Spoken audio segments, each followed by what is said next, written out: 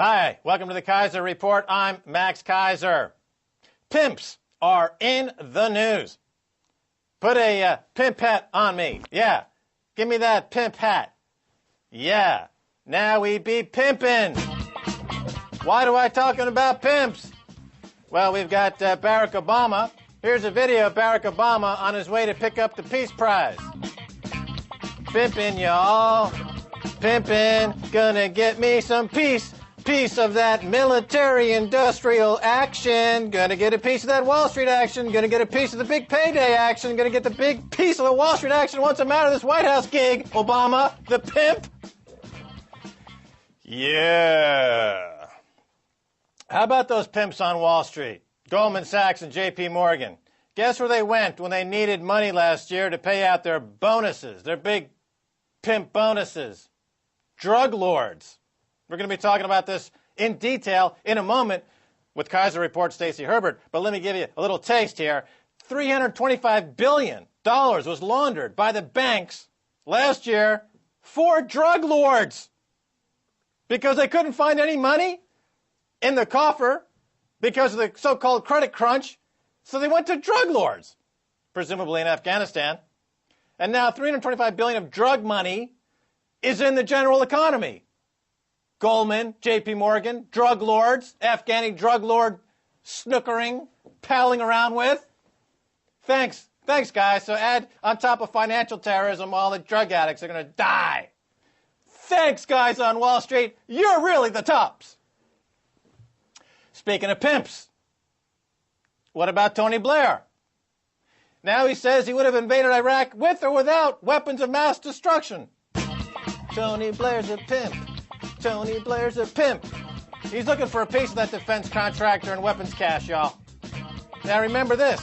Blair said he was invading Iraq to kill terrorists. Well, at the same time, according to the Guardian newspaper, and I'll put the big quote up on the screen here, you can follow along with me, Saudi Arabia ruler threatened to make it easier for terrorists to attack London unless corruption investigations into their arms deals were halted, according to court documents revealed yesterday. Previously, secret files describe how investigators were told they and Tony Blair faced another 7/7 terrorist attack and the loss of British lives on British streets if they pressed on with their slush fund inquiries.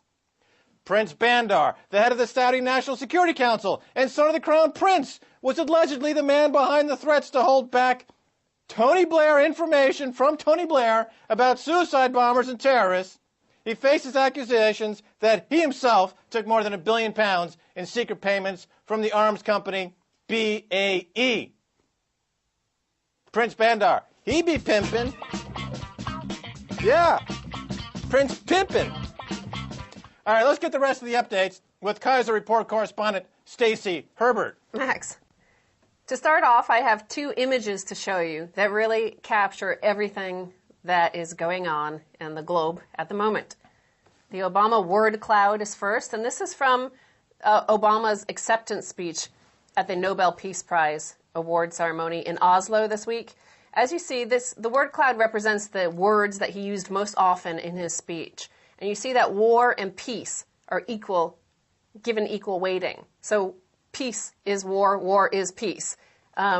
This was an unprecedented speech before the Nobel Peace Prize Committee where he was justifying, and you could see in the word cloud as well, justified, a just war. And he's supporting, further invasions and preemptive wars. He basically gives excuse and prepares the world for further invasions by the U.S. Now, the next headline is, and the next chart is, U.S. food stamp participation. Wait a minute. Let's talk about this word cloud. So you had Obama giving a speech, yep, and it was half peace, half war. That's exactly right. So peace is war. And war is peace. Didn't we warn about this as a dystopian nightmare in 1984? Look, the thing that struck me about that speech, Stacy Herbert, was that Obama came across like a home shopping network salesman, like Billy Mays, trying to sell war like he was selling carpet cleaner. It sounded cheap, to tell you the truth. It was a bit shameful.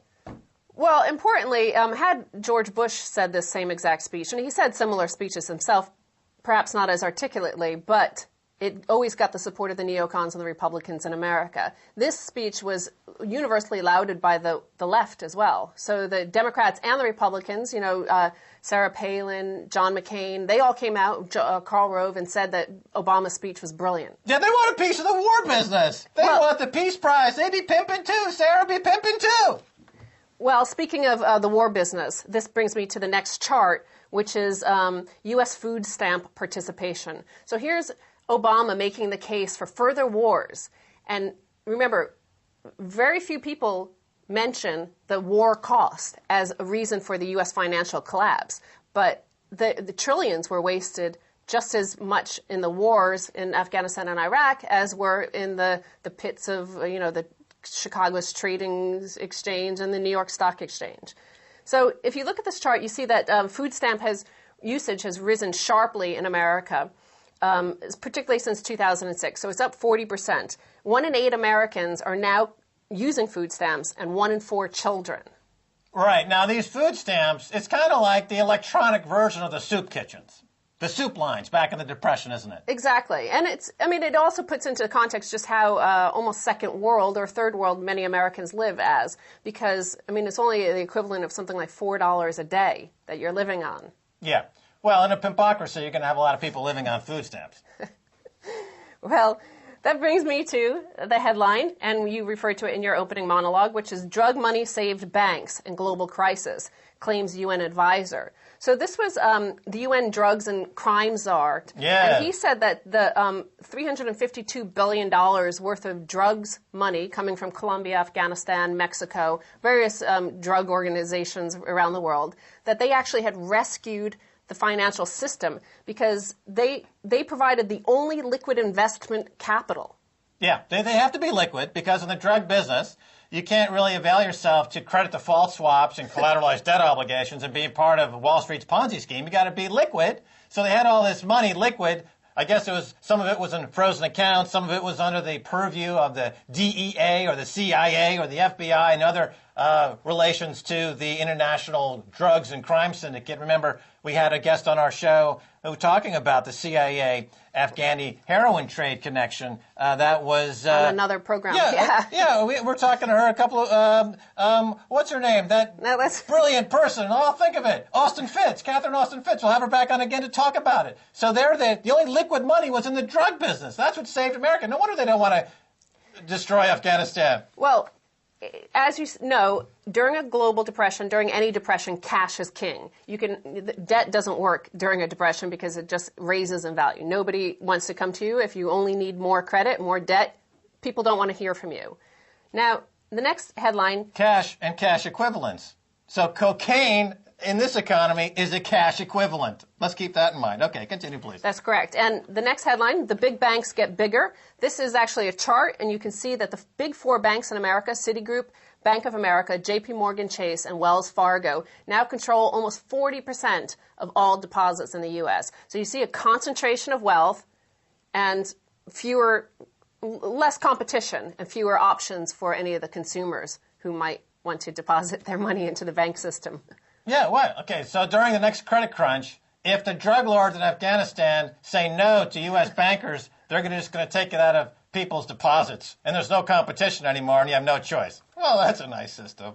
So here's another headline from this past week, and this is from the Wall Street Journal. American Dream 2, default, then rent.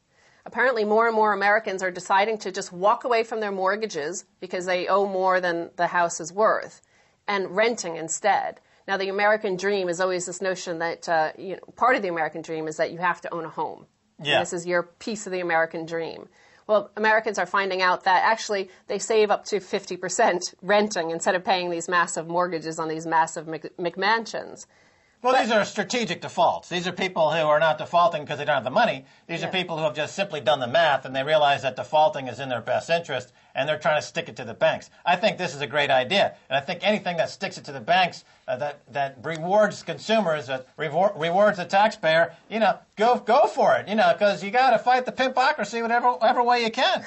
Well, it's also being called a stealth stimulus because they're saying that 4.8 million U.S. households have not paid their mortgages in the past 3 months. This is the equivalent of $5 billion per month, which is adding up to more than any Obama stimulus presently in consideration or being deployed at the moment. So because they're not paying their mortgages, they're now saving $5 billion a month or have $5 billion more to spend on their car payments or food or clothing. Right. Well, strategic default on mortgages makes sense. It is giving the economy actually a boost, more so than anything the government can come up with, which just shows you that the ingenuity of the American people ultimately is the only thing that can save the American economy. So the U.S. government should just get out of the way. Well, exactly, because what it is demonstrating, and you're seeing that actually letting these people default, which is a classic, bankruptcy is a classic, option for capitalism when a business is failing or a person is failing and they can't pay their debts. They go bankrupt, and then they could start afresh. So this is a really important step in recovery for the global economy. Well, for the global economy, yes, we need to get those consumers consuming again. I have a headline, Dems to lift debt ceiling by $1.8 trillion, fear 2010 backlash. In a bold yet risky year-end strategy, Democrats are preparing to lift the debt ceiling by $1.8 trillion, this is twice as much as what they had predicted in last spring's budget. Right. Of course, they lied. Now, we have all this debt, we have all these consumers in debt, and that's starting to disappear as people default. But these governments, as we know, they're incurring more and more debt. And that brings me to the final story, and that is a Societe Generale report, worst case debt scenario, protecting yourself against economic collapse. And this is a recent report by Societe Generale. And as you see, the bars show you the global debt in trillions. And you see it's projected to hit $45 trillion by 2011, and advanced economies are due to hit 150% of debt to GDP. So they're recommending, Societe Generale, they're seeing a debt crisis possibly emerging because of all this debt, whether in the U.S. in particular, and they say sell the dollar, buy government bonds, and cherry-pick equities and commodities, particularly gold. Right. So no matter what the U.S. consumer does to protect themselves by strategically defaulting on mortgages, their U.S. government is going to put them into more debt anyway. So that's the big macro problem. And that's going to do it for this portion of the show. We're going to be back right after this break with a very scintillating interview, so stay tuned.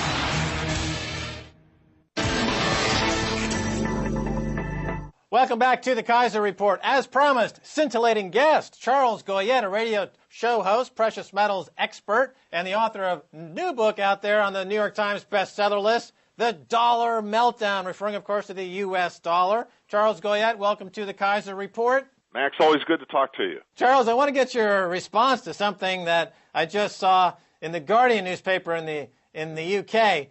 It says here that drug money saved banks in the global crisis, claims a UN advisor. Drugs and crime chief says $352 billion in criminal proceeds was effectively laundered by the financial institutions during the banking crisis last year because only the criminals had enough money or any liquid money to help stave off the huge credit collapse that we saw last year, according to UN drugs and crime czar Antonia Maria Costa, who now says that $352 billion of drug money, thanks to the banks, is now being absorbed or laundered back into the system. Your thoughts, Charles Goyette?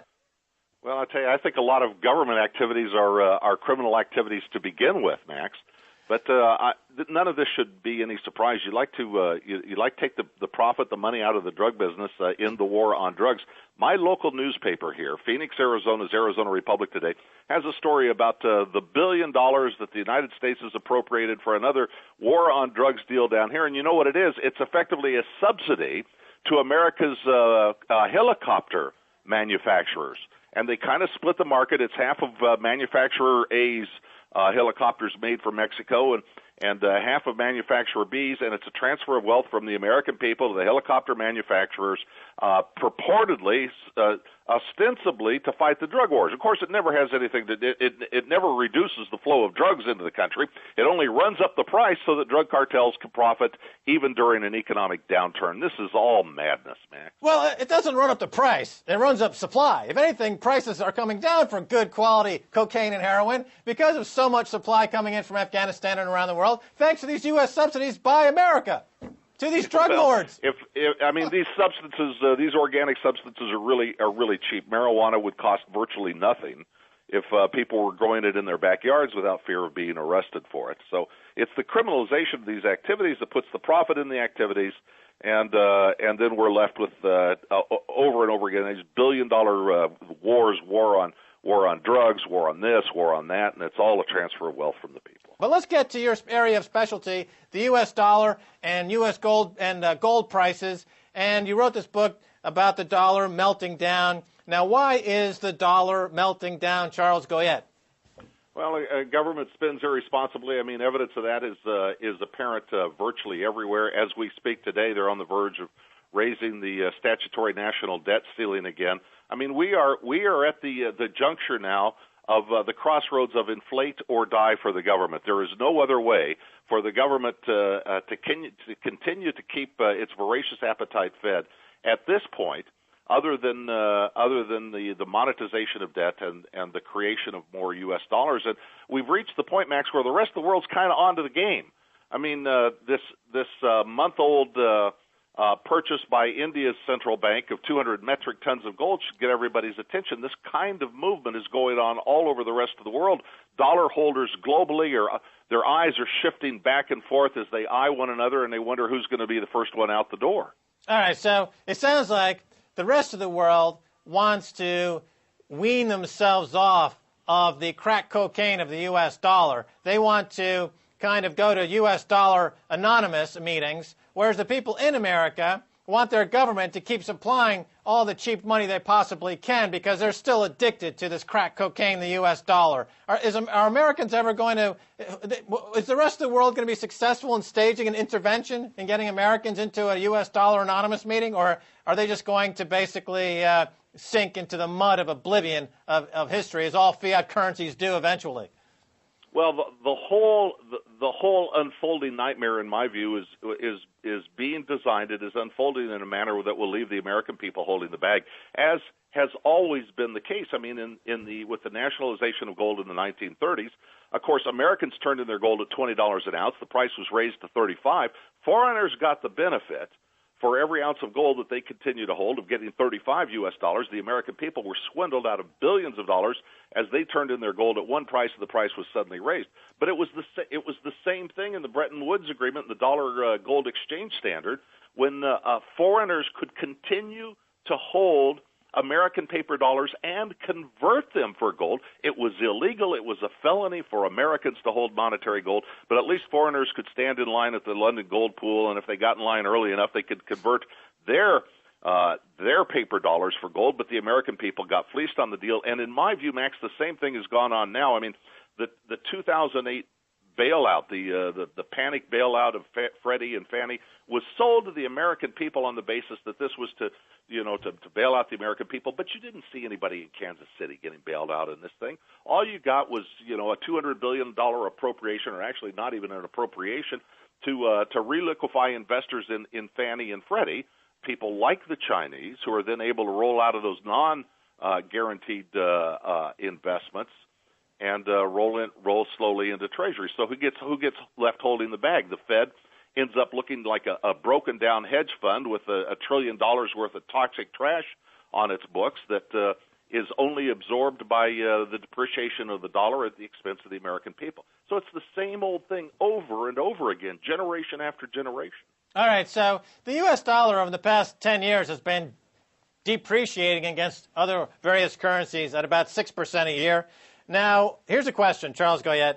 Is this depreciation of the U.S. dollar going to be sufficient to keep the federal government in the business of the U.S. dollar reserve as the world's reserve currency, and all the benefits that come from that, and to stave off the day of reckoning? Or is there going to be a sudden conclave of the central banks around the world that'll get together and they'll say, you know what, we got to do a one-time massive dollar devaluation to right this boat? Which is it going to be? Slow or? In my view, it's a devaluation that's unfolding over time in real life, in real markets before our very eyes. I mean, there was a time that they could devalue the dollar officially and devalue it against the price of gold, but since the dollar is tied virtually to nothing, the devaluation unfolds over time. I think it's accelerating, though, Max. I think this is the key point.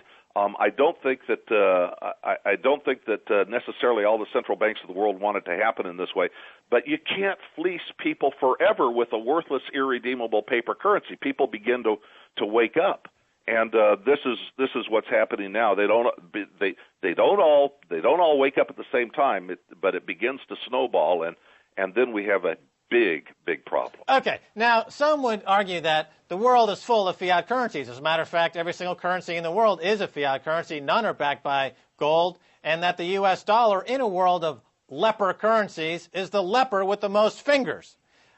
You've got the Icelandic krona already went the way of the dodo. It collapsed. You've got currencies in Europe, various sovereign bonds and currencies look weak. States like Greece and Ireland look like they're on the tipping point and ready to collapse. You've got some problems in the Middle East with the Dubai situation, of course. So of all the fiat currencies in the world, is the U.S. dollar actually the one that, and it does have world reserve currency status, 3/4 of the world's currency transactions are conducted in U.S. dollars. The U.S. dollar has seigniorage. You know, they get to print all those dollars and make a commission doing so. So is it really the weakest of the lot? Are we going to see maybe the UK pound collapse first? Well, I don't know which one's going to collapse first. It's actually, I believe that the reserve status of the dollar makes us more vulnerable. But you're right. This is a global phenomenon. All currencies are squishy soft. I laugh when I hear the financial press talk about hard currencies. There was a time that there were hard currencies, that the Lebanese pound had a statutory backing of, I think it was 40% gold, the Swiss franc, and so on. There are no hard currencies. They are all squishy soft, and the problem is compounded to the extent that many of them hold dollar reserves. So yes, we're all in the same boat together. All the countries of the world are easing, are tarping, are printing. In fact, the only European country that I've been able to find with a moderate amount of negative money growth is Sweden, and that's negligible. I mean, it's almost insignificant.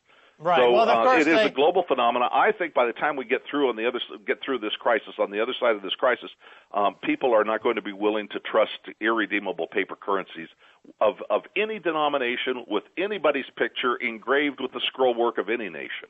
Not even in the pimpocracy known as the United States of America. Now, you said that the U.S. dollar being world reserve currency, having that status, is actually a liability. Explain. Well, I mean, you've got holders of dollars all over the world that are continually looking now for alternatives. Politics makes for strange bedfellows. I don't think any bedfellows are stranger than the Russians and the Chinese. You know, it was balance of power politics that brought Nixon to China, as the Chinese feared the Russian military presence on their border. But for all of the natural antipathy between the two nations over time, you know, we had the remarkable phenomena of a couple of years ago of them conducting joint military exercises. The talk of them and of bilateral trade agreements and a non-dollar denominated basis seems to go on at every international commerce, but this is a phenomenon that's going all over the globe. The OPEC nations are talking about the same thing, the Gulf Cooperation Council, and throughout the Far East. It's going on globally. People, as I say, are not willing to continually be victimized by a paper currency that is created at virtually no cost, the cost of paper and ink, or at the cost of electronic bookkeeping entry. The Obama administration is asking $1.8 trillion in the debt ceiling raise. What's the debt ceiling? All right, the national debt ceiling is the statutory, it's the device by which Congress and a signature of the president allow the United States government to continue work this country deeper into debt. They're talking about raising the national debt ceiling now to about $14 trillion, which is equal to the gross domestic product of the United States. I think people should start focusing. I have actually created a chart to this effect that shows the increase in the national debt ceiling as a harbinger of higher gold prices, and it's been pretty predictable over the last 6 years or so. So they raised the national debt ceiling without any remorse. Their only concern is to make sure that they get it raised far enough so they don't have to confront the issue just before an election. It's virtually shameful irresponsibility on the part of Congress, and it's created a debt bubble of the United States dollar that will be shocking to behold as it pops. All right, Charles Goya, thanks so much for being on the Keiser Report. Good to talk to you, Max. Appreciate it. I want to thank my other guest, of course, Stacy Herbert, for being on the show. And I want to thank you for watching the show. If you want to send me an email, here is the address, keiserreport@rtv.ru. Now, here's a special challenge. I challenge any neoliberals out there, like at the Adam Smith Institute or at the Free Enterprise Action Fund in Washington, D.C., I challenge you to send me an email to get you on this show and explain to me and the rest of the world why you guys are not financial terrorists worthy of the guillotine. Here's the email address again, keiserreport@rttv.ru. And that's going to do it for this edition of the Keiser Report. This is Max Keiser saying, bye, y'all.